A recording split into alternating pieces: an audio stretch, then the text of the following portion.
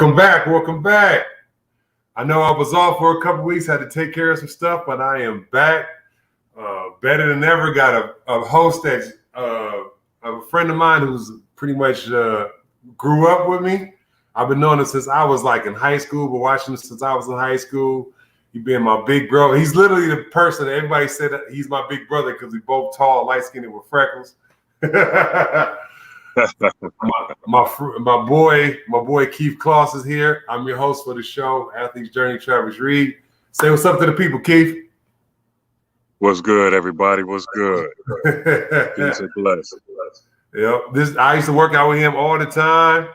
You know, he used to dunk it so easy, make me mad.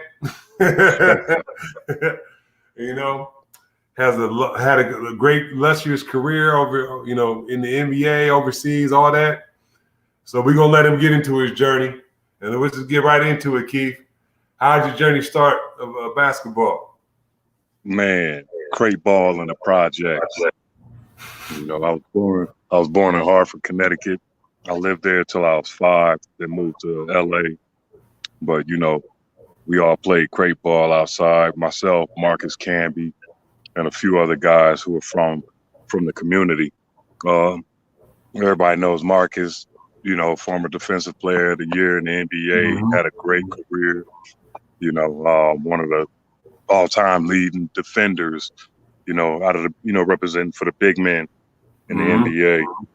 You know, that was my sandbox mate right there. You know, but yeah, everywhere I went growing up, man, I had a basketball in my hand. Drove my mother crazy because I'm always dribbling. You know, I'm always dribbling the basketball wherever I went. If I'm taking out the trash, I got my ball. If I'm going to get the mail, I got my ball. If we going to the grocery store, laundromat, I got my ball. You know what I'm saying? But yeah, basketball, man, that's always been my love, my passion. You know, and whenever you saw me, you saw my ball with me. You know, that's how it starts, man. That's how it starts. It's just the dedication, right? You hear the saying, ball is life, and it really was, you know, for me. No, I hear you. Were you interested in any other sports growing up besides football? Yeah, football? Man, football. I'm a big time. I'm the world's tallest Pittsburgh Steelers fan. You know. Yeah, so I got to holler at them about getting some apparel, man, so I can rep them right. You know, get some stuff that'll fit me. You know what I'm saying? But yeah, the Steelers, man, that's my favorite team. You know, when I was about 2-3 years old, one of my uncles was playing Pop Warner for the Steelers. He had also played Pop Warner for the Bengals and for some other team that just had a plain white helmet. And you know, they said that one day he had all 3 of his helmets sitting out on the table, and I just picked up the Steelers helmet, put it on, got down a little 3-point stance, and started ramming all of Grandma's furniture. You know, so that's where my love of the Steelers was born. You know what I'm saying? That's a heck of a story, man. That's a heck of a story. Moms wouldn't let me play football, though. You know, she said I was too skinny. They was going to hurt me. So I did like every other kid. You know, I went out to the street and played football in the street, played tackle football at the playground. You know, just had a blast with it. That's as close as I got. That's as close as I got to the NFL. Street football and playground football. That's it. I got you. Check. I played like flag and then a little bit of Pop Warner. I got hit when I caught the ball as a receiver. And I was like, oh no, that ain't me no more. I'm gonna stick with this basketball thing. Basketball and baseball is my sport. Man. Now, I had a blast out there though. You know, we had no pads, no nothing. We tearing up side view mirrors on cars, you know. Hey. I got you. So did you grow up in the AAU circuit, growing up through ball, or did you just play, the street ball into high school? No, I did. I got into AAU my sophomore year of high school, you know, playing with Slam and Jam. Well, my first AAU coach was out of Covina. His name is Jim Espinosa. He was a retired sheriff's deputy. And I played on the freshman team at Charter Oak my freshman year of high school with his son, James Espinosa.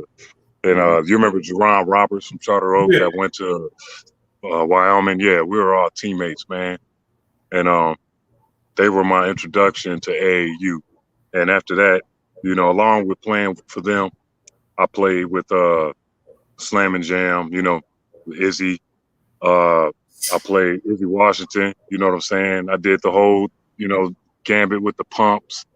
I played for Reebok. I played for Adidas. I played for Nike. I had a blast out there, man. ARC. Just really. Yeah. That's how I was. I was on ARC with Jason and Jaron Collins. We was on Liverpool. Yeah. Rockfish with Aaron Maxey, Andre Miller. Yeah. People don't forget that Rockfish had some dudes, man. Rockfish had a couple of NBA pros, man. The Rockfish had some players. Yo, I was a 6'11" two-man playing for Rockfish. With Dre Miller running the point. So imagine me coming off the screen, knocking down 25-footers. I got handling the rocks, breaking presses like it was nothing. I got you. So you went to Charter Oak all 4 years of high school, right? What's that? You went to Charter Oak all 4 years? Nah, just my freshman year. After that, I went to Sierra Vista in Baldwin Park and finished up there. I played only 1 year varsity because sophomore year, to be honest, I wasn't quite ready for varsity yet. And but and that's when I first really started dunking in AAU. And really getting that confidence going up against all these dudes who are ranked. The Mike Carsons and Keith Van Horns and everybody, Alex Sanchez, Jack Vaughn, to name a few, Cam Murray, Jelani Gardner, those guys. So, my junior year in high school, the coach he wouldn't even let me try out for the team. I'm 6'11". He told me he had enough talent on the team and that he didn't need me. And so what ended up happening is they went 0-24 that year, lost every game. Yeah, me and the dudes that didn't play, but some of the players didn't go back. They didn't like them, so they didn't go back. And we went to every game and heckled them. We heckled the coach. You know what I'm saying? Home games, away games. We sit at away games. We sitting with the home team. With the home crowd clowning and heckling. We used to draw signs and take them up in there. Had pictures of them holding the clipboard in one hand and doing a defensive slide. With the whistle hanging out of his mouth, just getting our clown on. So, as you can probably guess, after going 0-24, he didn't come back. Yeah. So, I imagine. The athletic director took over my senior year, and I got my 1 year in. But I'm grateful for AAU because that's what kept me active. You know what I'm saying, and really kept my face and my name out there. Okay. What would you say your most memorable moment in high school was? Out of those most memorable moment in high school. Oh man. I forgot who we were playing against, maybe Chino High School in a tournament. I had 34 points, 32 rebounds, and 28 blocks. Dang. Okay. Yeah. That's a heck of a everything up out of there. That's a hell of a triple-double, right? Right. That might be the best triple-double I've ever heard of. Right. Trying to compare, I'm trying to compete with Wilt. No, right? That's a Wilt Chamberlain, Kareem Abdul-Jabbar high school triple-double. Right. You know what I'm saying? Yeah, man. So you play your 1 year in your senior year. Do you get it recruited from any colleges, anything like that? I got recruited by UCLA, USC, Cal Berkeley, Pepperdine, Loyola Marymount, Michigan State, UConn, Florida, Ohio State, Alabama. I got recruited by Long Beach State, of course. Utah. Coach Majerus was high on my list. I really liked his attitude and his approach towards things. Coach Seth Greenberg down at Long Beach State. Remember, yeah. What happened was I was so I was so turned off by the coach my junior year that I basically said, screw it. As far as school is concerned, I only took the test. I ain't turned in any homework assignments or anything, and because of that, my GPA had dropped. So they weren't thinking that I was going to graduate from high school. And a lot of people started to fall off, thinking that I wouldn't be able to make up the credits. So my senior year, I basically went to school, man, from 7 in the morning until 10 o'clock, 10:30 at night, because I go to the adult school immediately after school and make up all those credits. And I ended up, graduating. And Central Connecticut, they stood tall with me, man, from beginning to end. They really believed in me and kept encouraging me. My coach there, Mark Adams, and his coaching staff, Ted Woodward and Mark Borgeson, they really stayed, in my corner and kept encouraging me to just push through it, that I could do it. And I knocked it out, man. And a few teams that was still around at the end, they wanted me to red shirt. And I wasn't feeling it, because of my high metabolism. Everybody thought, oh, we just feed him, and he's going to gain the weight, But my dad, 6'7", 180 pounds. You know what I'm saying? So we not maintaining no kind of weight here. You feel me? And so Central, they told me, we're not going to red shirt you. We're going to throw you in the fire right away because we believe you can compete, And so I signed with Central Connecticut State University, man. It was the best decision ever made. It's nothing like having a coaching staff that believes in you. You know what I'm saying? And having the right people around you to constantly give you the encouragement that's needed, especially when you far from home. Yeah, I'm born in Connecticut, but I'm raised in Los Angeles, And even though I went back during the summers and whatnot to visit family, now I have to reacclimate myself to that cold ass winter weather, and the college lifestyle. So, I'm very grateful to Coach Adams and his coaching staff, Doug Leichner, Mark Borgeson, Ted Woodward. I'm grateful as hell for those guys, because they really helped me out a lot. No, I hear you on that, man. I remember that, like with UCLA, I was like, once they started recruiting me, I was like, I was in between UCLA, Arizona, Long Beach State. And I was like, I like you. I love you, Arizona. I love you, Ludolson, but UCLA, my dream school. I love you, Wayne Morgan, but UCLA, my dream school. I can't pass up my dream school. You know what I'm saying? Yeah, and I would have went to Utah or Long Beach State, but just the way that the Central Connecticut State staff came at me correct, man. It only made sense. No, I get it, bro. I mean, like I said, they stay solid with you the whole time, and you want to get that trust with college, Yeah, and I still got a great relationship with those guys today. Okay, with my coaches. You know what I'm saying? I love them to death, man. And the thing about Coach Adams from Central Connecticut was he cared more about you as a man, as an individual, than he did about your basketball prowess.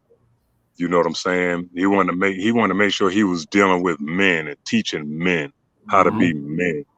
So he was a great example for us in that area, and so were his assistant coaches. And he kept us accountable for our behavior. I got suspended from the team, man, after the first week of school, because everybody know I had a drinking problem and everything, and I got drunk the first big house party of the year, and caught a charge for going into the wrong house, and he suspended me indefinitely. So he had me, keeping me accountable, let me know, hey, this is unacceptable. We love you. We want you here, but this ain't going to be tolerated. This is not what we're going to accept from our student athletes, And this man had me up every morning at 5 o'clock in the morning, running through the city. And this is when the first big snowfall started. So, here I am, 7'2", 180 pounds soaking wet, running 5 o'clock in the morning in the snow. You know what I'm saying? And I had to chase Coach Leisner around. I had to follow him around, through the city. And then, all right, go ahead and get ready for class. And that was every day. And that was every day until he was satisfied that I had learned my lesson. Right. But I've learned to appreciate that, man. And so even today, I'm really big on accountability, and I teach it to all the youth that I interact with. Okay. All right. Yeah, that makes sense. So what do you remember about your first year at college? What was the biggest difference between college and high school? Oh man, having to go all the way across campus to these different classes, because I stayed on one side of campus, and all the classes were way on the other side of campus. So having to figure out, the best time to leave, and so I can get there in time. Will I have time to eat breakfast? You know what I'm saying? Or will I have time to eat lunch before the next class? It was just things like that. The atmosphere was great. My teammates were great. I love those dudes to death. We're still in touch to this day as well. The men's team, the women's team, and the football team. Okay. Yeah, all three of those teams, we hung real tough back then. You know what I'm saying? And we were inseparable. And these are relationships that last a lifetime, man. We celebrate every event that someone has. We celebrate each other's kids, what they're doing, their accomplishments. One of the women's players, Yolanda Bronson, she won a state championship as a high school basketball coach, and we just celebrated that with her. When the other players, their kids are graduating from high school, we celebrate that with them. When they've got all these different accolades, we celebrate them, man, because we're all one big family. That's cool, man. Like I said, it's always love when you have really close knit, team. And for myself, most of my friends from UCLA and Long Beach, still keep a contact with, not all, but most of them, more UCLA than the Long Beach friends, but I still talk to both of them anyway. But yeah, I know having that brotherhood is there because you go through something, I guess my next question would be what was your biggest triumph and your biggest failure in college? My biggest triumph in college was leading the nation in shot blocking my freshman and sophomore year. The 2 years that I was there. I remember that. Yeah. You averaging 5 blocks a game or something like that? Yeah, 5.21 my freshman year, something like that. 5 something. And then my sophomore year is 6.4. Yeah, so, I still got the career average. Yeah, I still got the career. After about 1 or 2, I'm like, okay, maybe I should not shoot around him or something. Yeah. So, those records still stand today. I still got the career average record. Oh, ain't nobody gonna break no 6 blocks a game, man. Come on. Hey, when we played against the big schools, Ohio States, Alabama's, UConn's, Penn State's, I'm averaging 8-9 blocks a game against them. Okay. So even to show, the big schools that, I can still get out here and do my thing against y'all. Y'all got all these heavyweights, these 5-stars, these 4-star recruits, and here we are 3 and 2 and 1, and sometimes a couple of our players might not even have a star next to their name, but we still went out there and had a ball doing it. And what was your greatest failure of college? Greatest failure was not finishing. My greatest failure was not completing my college career or getting my degree. I said that was my biggest failure. I got you. So one day I got to address that. But that kind of leads me to my next question. What was the biggest lesson you learned in college? Biggest lesson I learned, man, was to see it through. That was the biggest lesson right there. Well, I hear you. You know, so you did all 4 years in college, correct? Nah, 2 years. Or just 2 years? Oh, okay. Yeah, just 2 And years, it man. bounced. And Because I well, remember when you was up at UCLA every day working out, getting ready for yeah, the draft. Um, right. talk about the NBA process. We'll actually talk about what made you go pro early and then go into the NBA process. Well, honestly, man, I was looking at, staying in school for 3 years, 4 at the most, depending on my progress. And the school screwed over Coach Adams. And Mm-hmm. I'm a loyal dude, man. And like I said, the way that this guy was, what he meant for us as student athletes, Mm-hmm. he was a great guy, man, and he didn't deserve to get done dirty like that. And so what ended up happening is Howie Dickerman, who was the assistant coach at UConn at the time, they hired him because he was an alumnus of the school, and he was also best Oh. friends, and he was also best friends with the athletic director. So, they bring in Howie, and Howie calls a meeting with myself and my family, and so my mom flies out from LA. My grandparents are there. They're in Hartford. So they make the drive up. My dad, a couple aunts and uncles. And he told them that, he was going to center everything around me and go through me with everything with the team. And Mm-hmm. Mm-hmm. he said, if Keith stays, I guarantee in 2 years, he'll be ready for the NBA. He'll be a draft pick, a first round draft pick. And he promised us that he was going to keep one or two of the assistant coaches just to make the transition easier for us, you Mm-hmm. know. And so I'm like, okay, if you're gonna promise my family this, then all right, let's see. Man, the very next day he fired everybody, and He so fired everybody the next he day? fired. Yeah, the next day, bro, he fired everybody. So you know, how can I trust you if you lie to me one day and then do something completely different, the next day? So I started, making plans to get up out of there. Coach Greenberg had left to South Florida by this time, so I'm thinking about South Florida because I love Coach Greenberg, and Dre is still doing his thing at Utah, Utah. even though they got Mike Doliak at the time. I'm like, I can slide to the 4, Mike can be the 5, Mm-hmm. since I'm Mm-hmm. such a versatile player. And what happened was, man, they messed up my transcripts so that I couldn't leave, trying to bogart me in the stand. Wow. Yeah, yeah. So that ticked me off even more, man. And I said, well, bump it. I guess I'm just gonna have to leave school and go back home. And so Right. that's what I did for 6 months.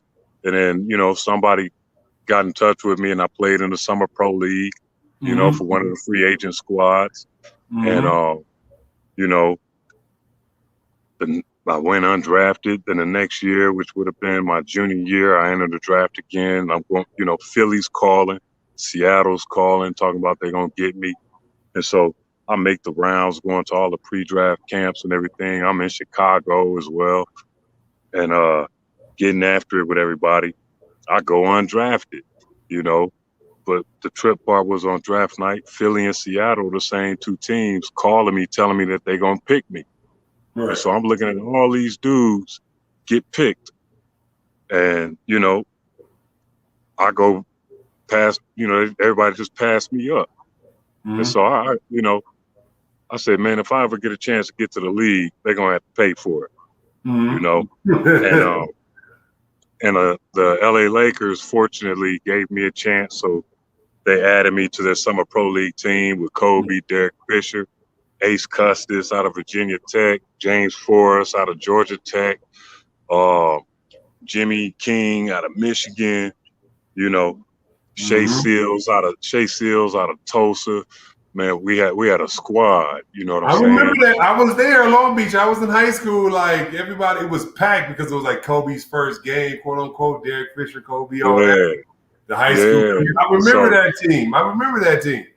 yeah, man. And so, they gave me a chance to do my thing and show what I had. And I went out there putting in work, inside Right. out, off the dribble, dunking on fools, jaying them, crossing them.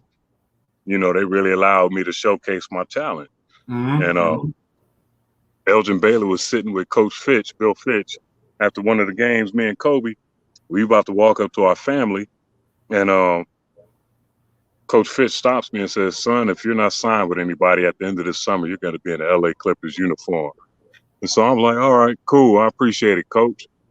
I grew up a Lakers fan. I was a diehard Laker fan. Kareem Abdul-Jabbar was my favorite player. I'm tall, light-skinned like him. You know what I'm saying? I had a hook shot as well. I wore number 33 because of him. Right. So me and Kobe turn around, walk away, and I'm like, "Yeah, right, fool. It's the Lakers." I'm not even understanding and knowing that the Lakers roster's already set. Right. So if they were to invite me to camp, it would just be as a crash dummy, nothing more. Okay. You know what I'm saying? So after the Summer Pro League was over, I went and joined up with the Portland Trail Blazers in the Rocky Mountain Review in Salt Lake City, the Utah Jazz Summer Pro League. Now I'm with Jermaine O'Neal, Kelvin Cato, Corey Beck, D'Antonio Wingfield, and a couple other cats. And I'm rotating between the 3, 4, and 5, depending on, if we go big with myself, Cato, and Jermaine, They would go that? That would be the front line? Wow. Yeah. 7'3", 6'10", and 6'11". So, no, both of them 6'11". So 7'3" and 2 6'11s, and I've been playing the 3. I remember Cato. I remember both him and Jermaine. Yeah. And so I'm the most versatile one out of the 3, so they slide me out on the perimeter, and then I go down and, and I post up sometimes too, take advantage of the mismatches. And, we was calling ourselves triple threat. Cause we getting our clown on, man. One of us is backing down our man, somebody else will backdoor, and we just toss it over our shoulder for a lob, no look lob to each other, just clowning and having a good time. Right. It was over. When that was over, man, I had 3 or 4 contract offers from Denver, Seattle, the Clippers, and I can't remember who the other one was from, but I know Denver wanted to give me a 2-year deal for like $2.5 million, and then Seattle wanted to give me the minimum, which was $230 at the time, $232, and then the Clippers they came at me, 5 years, $8.4 million. And, I couldn't believe it, man. I'm like, whoa. So I'm pinching myself, to see if it's real. Right. Because they gave you that off the rip, huh? The 5-year deal off the rip. Okay. Yeah, as an undrafted rookie free agent. And that was unheard of. That was unheard of at the time. It seemed like it, yeah. Yeah, because that's the same money that the number 4 pick got that year. Oh, wow. What I'm saying? Yeah, so I was just as, I may as well have been a number 4 pick at the draft, to get that money. You feel me? I got you. So I signed with the Clippers. I get to stay home at the crib. Mom get to come to the games, brothers and sisters, family. I ain't got to move or nothing except to my own spot. So, hey, but man, let me tell you, a lot of players don't understand the politics, the political side of professional basketball. No idea, man. No idea. Yeah. And they don't know that some of these coaches, man, they really get at you real foul and reckless. And I had to experience a little bit of that. I didn't handle it the best way because I didn't have the veteran leadership to guide me through it. What I got in return when I asked one of my vets, what I'm supposed to do about the way they're getting at me. Well, I don't know what to tell you, young fella. You're going to have to figure it out, young fella, because everybody's looking at each other as competition for that next big contract. That's right around, you got to remember, man, those are the days when, the first mega deals are $40 and $50 million. You know what I'm saying? So everybody was really more concerned with getting their bag rather than giving a young cat some guidance, so much needed guidance. Yeah, yeah. And so, you know, I'm left to my own devices, which is either fight or flight, and I'm a fighter. So I'm getting back at the staff, and they punishing me by putting me on injured reserve, or I got a whole bunch of DNPs, So I just sat down at the end of the bench and just chilled and, watched us get our butts kicked out there. And with pro basketball, they got scouting reports of every team and every player and their likes and dislikes. So I study those scouting reports just in case they're going to throw me out there, because I want to be able to, play my opponent to his weaknesses to give us the best chance to win. We were students of the game like that. And I would just sit there and I would read players from the bench and, pretty much know what I would do to, try to stop this cat. So when I did get my opportunity, they're not getting really anything against me. You know what I'm saying? And offensively, I was told that they don't want me to score. I can shoot. They don't want me to shoot jump shots. I'm great on pick and pop because I'm taking those big, slow dudes away from the basket. I can go right past them and dunk on whoever they four-man is or whoever rotates, It's true. And fortunately, they had enough sense to play me at the three a few times. So I'm guarding Mike my rookie year, in Chicago, and he got to guard me. And you see Ron Harper guarding me, and I'm taking him to the block. Oh, okay. What's up now? Yeah. Dunking on them, getting my little hook shot off on them, my little turnaround and whatnot. And there was one game against the Cleveland Cavaliers with Big Zadrunas Ilgauskas. And the coach comes and gets me. And as he's walking me to the scorer's table to check in, he says, "Now look, all I want you to do is rebound, block shots, play defense. I don't want you to do anything else." And so I look back at the bench, at the guys, and they just give me this look. So you know what that means? Get out there and do your thing, So I go out there, man. I go 6 for 6 real quick. I'm in my bag, inside out, crossing people, dunking on people. The next dead ball, the coach is at half court coming to get me, cuss me out all the way to the end of the bench because that's not what he wanted me to do.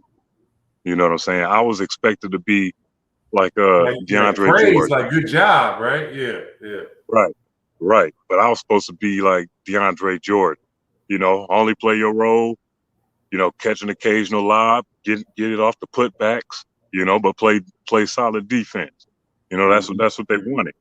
And I couldn't understand why they were handcuffing me. I'm thinking, wouldn't you want your players to show what they can do? Especially because they had given me that kind of money. It's like, okay, let me show why you gave me this money. I wasn't like the other guys who were happy with just collecting a check. There are a lot of guys that just sit there, man, I just sit there and collect a check. I'm too much of a competitor, and I love this game, and ball really was life for me. And so when I wasn't able to play during the games, I'm playing at Venice Beach. I'm going everywhere just so I can play, and even during the season. You feel me? I risk injury just so I could play because I loved it that much, and I had to stay ready for when they called my number. I got you. But a lot of guys, man, like the Clippers were just a different organization back then, No, and obviously. it wasn't on us players. Us players, we wanted to win. We hated losing. We hated the positions that the organization put us in. That really had us looking bad. I mean, to go on a Tonight Show with Jay Leno after starting the season 0-17 and, 0-18 would have tied the record for most losses to open up a season.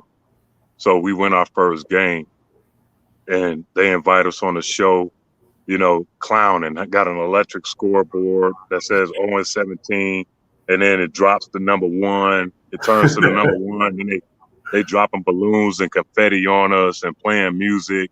I'm sitting there pissed off on national TV again, like, man, this dude really gonna have us like the, like this clowning us. Right. Some of the guys didn't care because they on Jay Leno. Yeah. I cared too much. I love the game too much. So, excuse me, you see me, swiping at these mosquitoes. No, I get it. I know Texas is like that, bro. So it's all good. They tearing my butt up, man. But I got but on the real, man, I was just too much of a competitor. And if I did have the right kind of leadership around me, things would have been different, because then I'd have somebody to pull me to the side and walk me through it and guide me through it, And so I've taken that role as an elder statesman of the game, wherever I went after that, to guide the younger players, to keep them from falling into those traps, because that's real important. Guys I fell into a trap, and and I kept digging the hole deeper and deeper for myself, and I couldn't just stand by and watch other players do that. And so I'm the one now that walks guys through these situations and helps them understand what they're going through and how to handle it the right way as a professional, from my own experiences. You feel me? And I absolutely love it. And as a direct result of that, I have a great relationship with many, many young players out there, who are playing all around the world. They hit me up, ask, let me know what's going on, and we break it down, chop it up, and, they still playing. They still doing the damn thing, whether they're in the league or overseas. I got you. So how many years you play in the league? I played 3 years in the league. I got suspended my 4th year. They told me not to come to training camp on media day. They told me not to come to training camp. And, it was a trip because I had made up my mind that I wasn't going to allow none of the BS to get to me. That I was just going to stay focused on what I had to do, because we wanted to be, we had to prove to everybody else that we were better than what we had been in the past. We got a new coach, Alvin Gentry. He got a great attitude, and then don't come to training camp. We'll call you. We'll be in touch with you. And the funny thing is, I'm sitting there with Jeff McInnes, Lamar, and the young guys, Q, Rich, Darius, Elton, and we're hyped, man, about the season. Yeah. And they send a reporter over to me who says, Keith, it's been said that you're a real head case. What do you have to say to that? And he puts the microphone in my face, And Jeff and those guys are like, wow, you really gonna come over here and ask this man that? Right. I said, no, it's okay. It's all right, bro. I said, yeah, well, there were some situations that I didn't quite understand how to handle in the past, but, I'm ready to accept all challenges and, really get out here and do what I have to do for the organization. And I'm just looking forward to having a great season, And right after that is when they told me not to come to training camp. So my agent, Sean Holly, he gets me a trainer, so that now I'm working out 6 days a week, twice a day, and I'm doing strength and conditioning. I'm doing basketball stuff. I'm not gaining any weight. At the time, I weighed 220 pounds. I'm still the same weight, 21 years later. I'm still the same weight, and then I would take a physical. I do the same thing that the league was going to have me do. I passed that. Then I go and take the physical for the team and doing the same stuff I did the day before, and they would fail me. And, I was trying to understand how I could fail the same test exactly a day after passing it, and I'm getting the same numbers as the guards because, again, I played year round. So I was I was always in shape, but they suspended me for the season and told the media that I was out of shape. And so I go get another physical from another doctor. They would pass me. Then I go the next day to the Clippers, who would fail me. They did this 4 times to me. And the 4th time I asked the doctor, I said, why are you guys doing this to me? What's going on? I just did this stuff yesterday. I said, I always take a physical doing the same stuff the day before I come in to see you. I said, they passed me, but you failed me. Excuse me. I said, I got the same numbers every time, but you're failing me. Why is that? And he said, well, Keith, that's between your agent and Andy Roser, you know, who was in the front office. So that's between them. You got to talk to them about it. So I knew that they had it in for me and that they were trying to blackball me. You know, I had a chance to sign a big time contract, you know, with another organization. I was going to get a $60 million contract.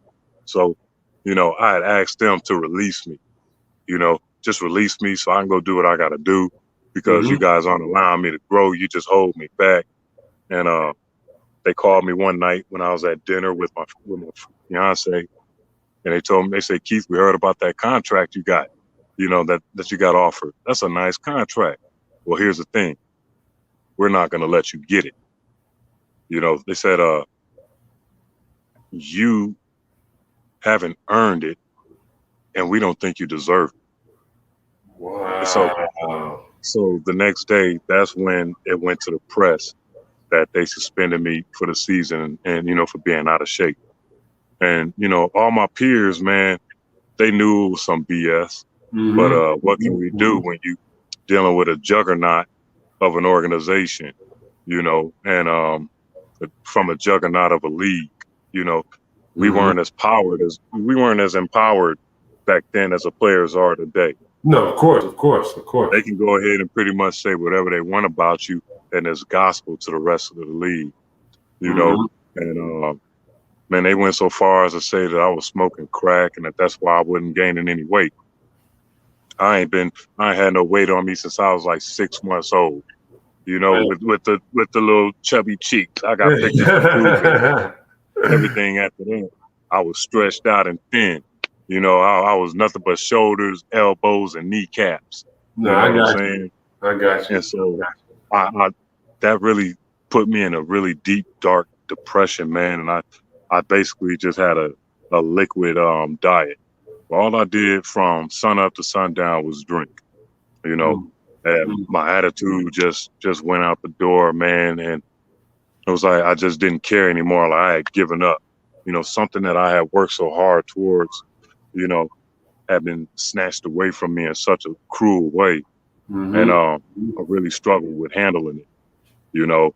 But I'm grateful for those experiences because again, that set me in the position that I'm in today, being able to mentor so many different players around the world so that when they deal with similar circumstances, they know a better way to handle it, you know. I got you. So you played in the NBA for the 3 years. Obviously, went through some troubles towards the end.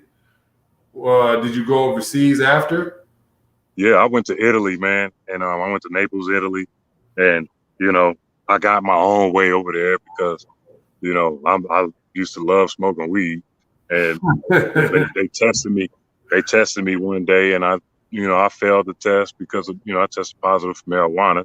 So they thanked me for my time, gave me a plane ticket home. You know. Oh yeah, overseas they don't play like that, man. They Yeah. They don't play. Yeah, and so that one was on me. And I ended up playing, in the CBA, the USBL. I played for Daryl Dawkins in the USBL, the United States Basketball League. At the time, that was the top semi-pro league, underneath, after the NBA, you had the USBL, because the CBA had fallen off a bit. Right. And, I was fortunate enough to play with guys like Kareem Reed, Tim Wynn, Ace Custis again, Tunji Awajobi out of Boston University, Terrence Roberson, Corey Hightower, just to name a few of those guys. And we won a USBL championship. Odin Polynice played with us 1 year. We lost in the championship game to Kareem. Was it Kareem or was it Cliff Levingston's squad? But we had talent in that league, dudes who had league talent, but just didn't get the opportunity. And after that I played in the CBA. Then I went over to China and played in the CBA. Because I would say like Keith, man, like you didn't ever really hang it up, because I'll be like, oh, Keith's up over here still playing. He's hooping here, he's hooping there. You never really hung it up and said, I'm retired from ball. Seemed like he was always still playing. Yeah, man, because ball was life. Yeah. That's what my passion was. He's still hooping in China, man, or Philippines or wherever. I was like, man, he's still hooping. Yeah. A couple of weeks ago, man, I was down in Mexico playing in a tournament. Yeah, I'm 45 years old. So I can't even ask you when you hang it up because you really didn't never hang it up. Right. And, a young man that I had mentored, some time back when he was a rookie, Jermaine Barnes, he ended up getting hurt. And, he had a career-ending injury. Mm-hmm. And, this dude started his own pro league in the South called the UBA, the Universal Basketball Association.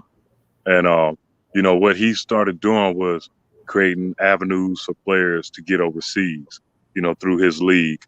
And he created Eurobasket profiles for these dudes with all their stats, all the film from games, all the things that these players need, And he started creating these FIBA certified basketball tournaments internationally, in Spain and France and the Dominican Republic. I played for Team USA in the William Jones Cup in Taiwan several years ago, and I've been fortunate enough to win 4 gold medals. I was supposed to go back down to the Dominican Republic next month to play with these guys and try to win my 5th gold medal. But passport came up missing, and so I got to get a new passport. That prevented me from going to get my 5th gold medal at 45 years old, But instead, man, I'm blessed with another opportunity to play for the Utah Valor and the TBT, that's coming up next month. So I got you. I'm gonna team up with my former AAU teammate Aaron Maxey one more time to do that. Got some pretty good guys. I saw that. Yeah. Marquise Marshall, who's the son of NBA legend Danielle Marshall, Chris Jones, who's a sniper, and a host of other, good talent. So I'm just really looking forward to that, getting out there and, trying to win that $1 million pot. I hate you, bro. I hate you. All right. Well, like I said, your career is not necessarily finished. It's still ongoing. Yeah, I tried to retire. Bro, and just focus on, my youth basketball program. But they still calling for me to get out there because of the fact that I stay ready. No, I got you. All right. Well, I got 2 more questions and then we'll call it. All right. First question is obviously when you were in that low point of your life, with the liquid stuff, how did you get out of it? How did you kind of transition yourself to get out of that bad space? Man, honestly, Coach John Lucas called me one day, and he's as real as they get. And he said some words that I'm not going to repeat on the platform. But he basically checked me, and he came at me hard, man. Came at me real, and he said, "Boss, I'm tired of seeing you waste away in these lower levels. We're gonna get you back where you're supposed to be." He said, "So I'm gonna bring you down here to Houston, and we're gonna get you right, and we're gonna get you back in the league." And so I get down to Houston. I hadn't drank in 6 months by this time, but I was still smoking weed, and I'm training twice a day, 6 days a week with Coach Lucas and a few other cats who are still trying to get back in the league or overseas.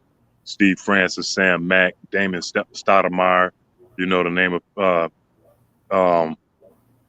Nudie Eby, to name a few of those guys. And we just getting after it every day, twice a day. I ended up getting sick during lunch, and I got temporary blindness, hot and cold sweats, projectile vomiting, hyperventilation. And he's thinking that I had been, sneaking in some drinks. Right. I hadn't drank at all, and and I hadn't even smoked since the day before I left to go out there. So I was straight, you know what I'm saying, and really just focused. And he took me to a sober living, man, and I couldn't even fill out the registration paper because I was in such a bad way. And they put me in a first phase house, and an hour later, man, I'm in the back of an ambulance being rushed to the hospital. You know, I don't even really remember the ambulance. I remember seeing a pair of, it was so bad, bro, that I couldn't breathe, and I'm coming out of my clothes, and I'm following the breeze from the open door, you know, because I'm gasping for air, and I got to get outside to get more air. And, you know, my vision's all messed up from the temporary blindness, and I'm crawling on the floor, coming out of everything, and I see a pair of black ashy feet and some sandals, you know, and some Air Moses. And I hear a voice say, somebody call 911. Right. And I said, I knew God was black, and I guess I fell out after that. But I came to in the hospital on life support 2 days later, you know, and so that tripped me out. You know, I'm plugged up to all these machines, got these tubes in and out of me. So I start yanking everything up out, and scratched up my larynx in the process. And so the machines are going off because they thinking that I died. So it's just showing a flat line on the machine, you know, and so they rush in with the crash cart, and I'm sitting up, you know, in the bed, which tripped them out. They said, "What are you doing?" And I asked them, you know, "How did I get here? What's going on? What happened?" The doctor said, "We almost lost you in an emergency room. You've been here 2 days ago, so we had to put you on life support to keep you alive." And that was the reality check for me right there, man. That's when I finally had to admit to my innermost self that, you know, I had a serious problem, you know, because what sent me there was pancreatitis, acute pancreatitis. Okay. And so as a direct result of my drinking. So when he told me, you know, what everything was, you know, about, that's when I made that decision. Yeah, I can't ever touch that stuff again, and I really just got to get myself, you know, I got to get myself together. You know, I got a 7-year-old son, and I got to be there to raise my son. You know, I got nieces and nephews that I gotta, you know, give guidance to, and who better than me than their uncle? So I got to get it together. And you know, I got out of the hospital after a week. I'm on a restricted diet. You know, greasy foods triggered the pancreatitis. Because it happened to me several times before I had quit drinking, and I thought it was alcohol poisoning or something, but it was actually the greasy foods that were doing me in. So along with the, you know, from the consumption. So man, I'm going to 12-step meetings every day, several times a day, getting my mind, you know, my body, mind, and spirit right. And I haven't looked back, you know. So now I had the fortune of, you know, being drafted by the Tulsa 66ers and Coach Joey Meyer of the D League, you know, which is now the G League. And you know, he came in and saw me during the workout after I had gotten myself together, and he was impressed enough to give me a shot, you know. And unfortunately, the NBA, they weren't so forgiving. So even though when I got my opportunities in the D League, you know, where I got substantial minutes, I made the most of it, where I'm scoring double digits. You know, I'm averaging close to double digit rebounds, and I'm one of the leading shot blockers in the league. You know, they didn't want to give me an opportunity. So, you know, and another thing that was kind of frustrating about it is I wasn't one of the guys that was sent down by the league.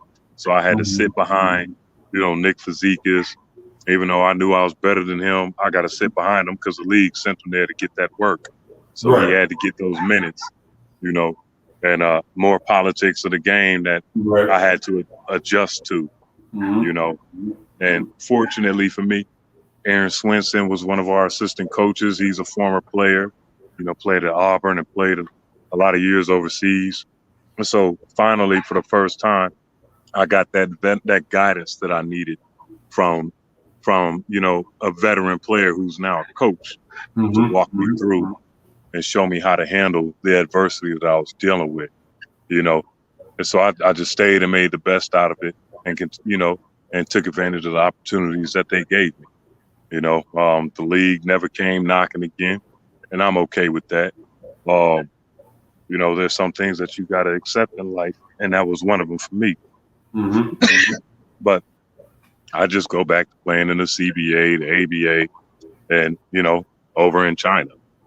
Nah, like I said, man, you probably had the longest career I've ever known for anybody. Everybody else is retired.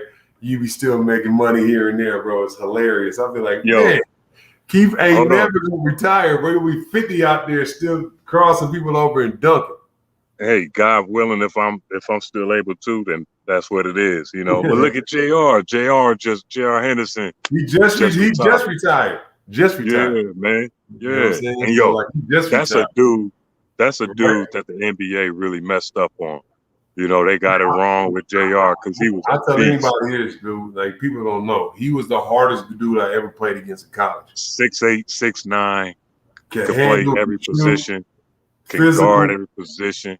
He could dribble. He could shoot. I just tweeted the other day just a random memory about how he dunked on me at double pump camp. It's funny because I had spiked the ball when he went up, but I had spiked it right back into his hands, and he just brought it down on me. I'm like, like, man, I said I still ain't forgiving him for that. No, I got you. He was the first dude to ever dunk on me, in high school. The second dude was Tony Gonzalez. Okay. Well, there you go. At least you got one NBA dude, one NFL dude. So yeah. Right. Yeah, but JR is one of those dudes that should have been in the league, man. That should have had a 15, man, 15 he'd plus be a perfect dude right now. He's a perfect player for the NBA right now. Oh, he's man. Handle, shoot, pass. He's like Ben Simmons with a jumper. Right. And and so, well, let me let you plug everything. Like what you got going on? What you got going out there? Right now, I'm in the process of building my youth basketball program, the Cloth Stars Elite, located in Mansfield, Texas, and I'm really just trying to give these kids the opportunities that most people wouldn't give them, and teach them the right way to play the game of basketball through the fundamentals. Everybody thinks that it's all about athleticism, and that's because people are relying more on athleticism today than the regular fundamentals. And I had to get back to that. When I would come home from China, because I was coaching youth basketball in China, head coach of Brothers Hoops in Shanghai. And when I would come home on business, I would go check out the AAU scene, and there weren't really many teachers of the game out there. It's like they just got the best players together, or the most athletic players together, and threw them out there on the court, and just let them go at it. Nobody was, there weren't any teachers. So I said, okay, let me come home, man, and teach these kids how to really play, so that they have a better chance of having a nice, long, happy, healthy career playing this game, And so once I get things going, I say after the first year or two of having my program really running right, I'll be taking them overseas to play in basketball tournaments against programs, internationally, and having those same programs come out here to play against us. Because I'm looking more off the court, with this for these kids, by introducing them to the game on an international level, and helping them form relationships that are going to last a lifetime with a kid that barely speak English, or you can't even understand their language. But the way that social media is set up, at FaceTime and all these different things, kids are like-minded in the things that they want to do. And so by the time they're done with me and done with college, if they go, if they choose to play college ball, if they don't make it to the pros, that's cool. They could be a professional in another area of life. whether it's being a dentist, whether it's being a surgeon, whether it's being a businessman or a businesswoman, you know, and bringing them up in my organization and my program and having them play internationally. You know, we're building international business opportunities for these kids. You know, we didn't have that growing up. We didn't go overseas until we were grown, or unless we came from money. I'm 11, 10, 11, 12, whatever the age is, I'm going overseas. That's a journey of a lifetime, man. Yeah. So, you know, I've got programs from Asia to Africa and Europe who are contacting me even now that, you know, they're like, hey, get your stuff right. And, you know, we'll set something up with the travel agents and we'll get you guys out here. We'll bring your program out here so that the kids compete. And then we'll come to the States where you're at and, you know, do the same thing. And I'll be able to introduce, you know, that to the local programs as well, just to give all the kids some exposure to that. You know what I'm saying? Thing, man. That's going to be crazy. I give you much respect. So I'm looking forward to it.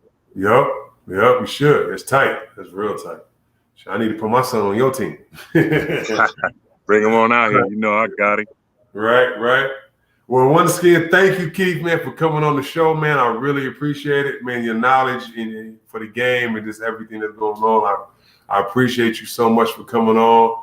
Everybody, you know, all my fans who are watching the show, everybody appreciate it because I was like, Keith got a long story because he got NBA overseas. He's still kind of playing low key. So, yeah.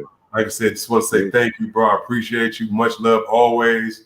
You know, we definitely be talking to you always, man.